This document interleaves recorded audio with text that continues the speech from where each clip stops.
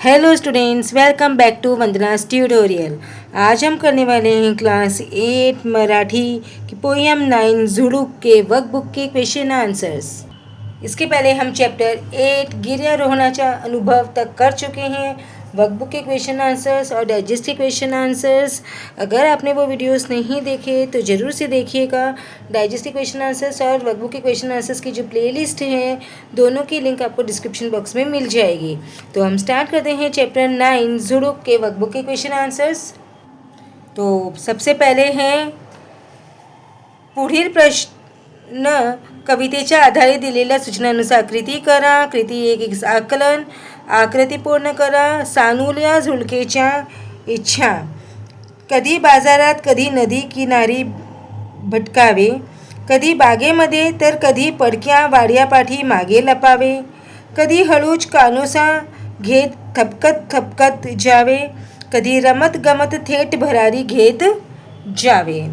Then second आहे सानुल्या झुडकेच्या प्रवासाचे स्वरूप, मन ओढ घेईल तिथे स्वेर झुकणे, कधी थांबत थांबत कानोसा घेत प्रवास करावा, कधी रमत गमत थेट भरारी मारने, नाना मौजा करीत स्वच्छंदी भटकने। इसके बाद हमारा आता है सानुल्या झुडकेची लोकोपयोगी कामे।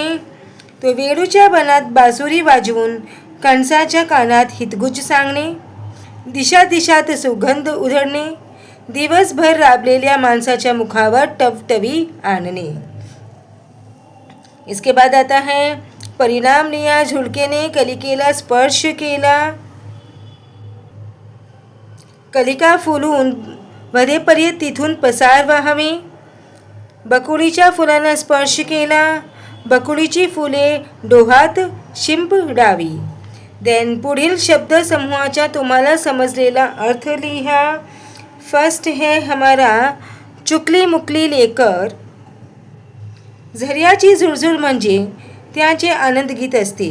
झुडूक झर्याच्या तरंगावर फिरली की मधुर ध्वनी निघतो, त्याला चुकली मुकली पाण्याची गोड मधुर लकेर म्हणजे तान असे म्हटले आहे।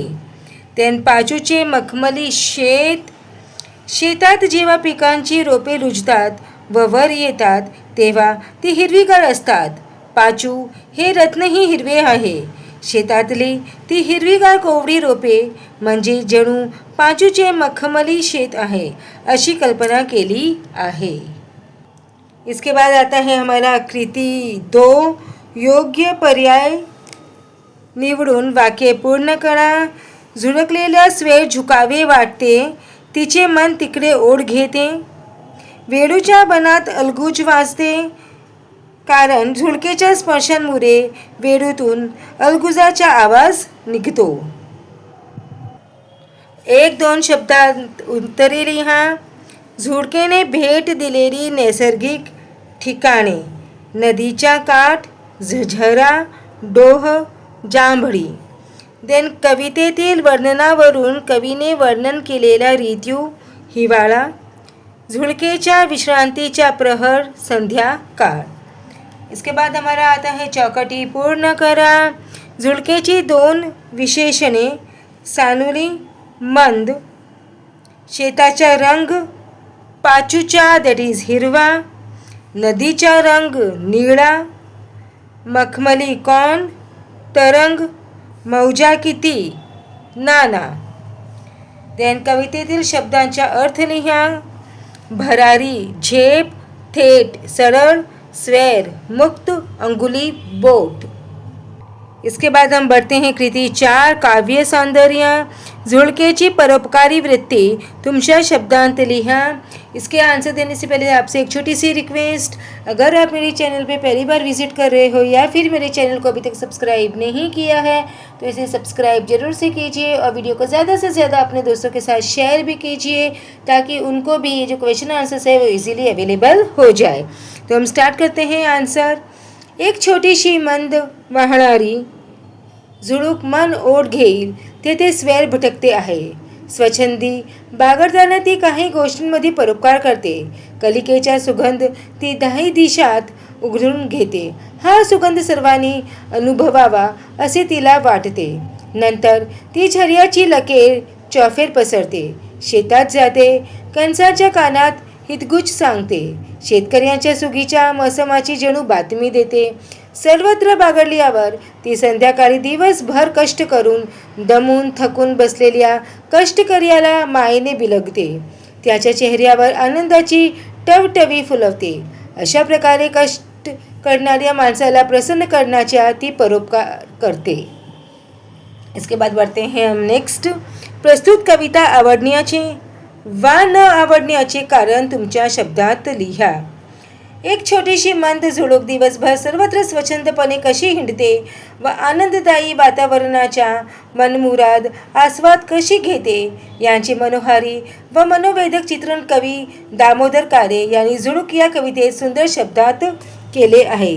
या कवितेत झुळकेला मानवी रूप बहाल केले आहे. ती अवखळ व खोडकर छोट्या मुलांसारखी मनमुराद आनंद घेत रानावनात बागडते आहे. ती कलिकेची खोडी काढते पण सुगंधदायी दिशाने उधळते. ती नदीकाठी घाबरलेल्या जांभळाच्या सडा बिखुरते. ती झऱ्याचे संगीत सर्वांना ऐकवते. शेतातल्या सुगीची बातमी देते. वेळूच्या बनात बासरी वाजवते. सर्व निसर्ग जागा करते आणि कष्टकर्यांच्या चेहऱ्यावर प्रसन्नता आणते. यामुळे अशा अवखर खोडकर पण परोपकारी आणि चैतन्याचे भारलेल्या झुळकेची ती कविता मला अत्यंत आवडली.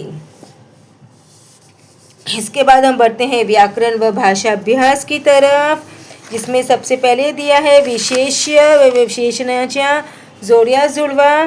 तो आंसर है पिकलेली जांभळे, सानुली झुळूक, पडका वाडा, गोड लकेर.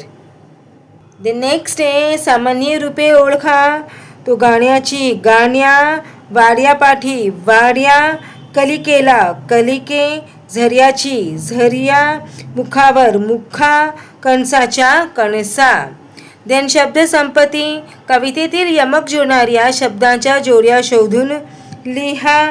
तो वहावे, झुकावे, काठी, वाड्यापाठी, हळूवार, पसार, अलगूज, हितगुज. इसके बाद आता है पुढील शब्दांना कवितेतील शब्द ओळखा. छोटी, सानुली, ताजेपणा, टवी, बोट, अंगुली, पावा, अलगूज. इसके बाद हमारे आते हैं विरुद्धार्थी शब्द. सो मंद, जलद, सुगंध, दुर्गंध, शांत, अशांत, पिकलेली, कच्ची, तिकडे, इकडे, सानुली, मोठे. देन कवितेतील जोड शब्द लिहा. तो रमत गमत, चुकली मुकली. देन आता है लेखन नियमानुसार लेखन. पुढील शब्द शुद्ध करून लिहा. तो इसके लिए आपको वीडियो पॉज करना पड़ेगा और आंसर्स देखने पड़ेंगे. तो वीडियो पॉज करके आप आंसर्स लिख लीजिए. इसके बाद आता है वाक्य प्रचार. पुढील वाक्य प्रचार व अर्थ यांच्या जोड्या लावा. तो कानोसा घेणे, चाहूल ऐकणे, पसार होणे, पडून जाणे, राबणे, कष्ट करणे. तो बच्चों इसी के साथ में हमने पोयम झुड़ुक के वर्कबुक के क्वेश्चन आंसर्स फिनिश किए. नेक्स्ट वीडियो में हम करेंगे चैप्टर 10 आमी अवे हाउट का इसके वर्कबुक के क्वेश्चन आंसर्स. तब तक take care and keep watching Vandana's tutorial. मिलते हैं नेक्स्ट वीडियो में चैप्टर 10 आमी हवे आहोत का के साथ.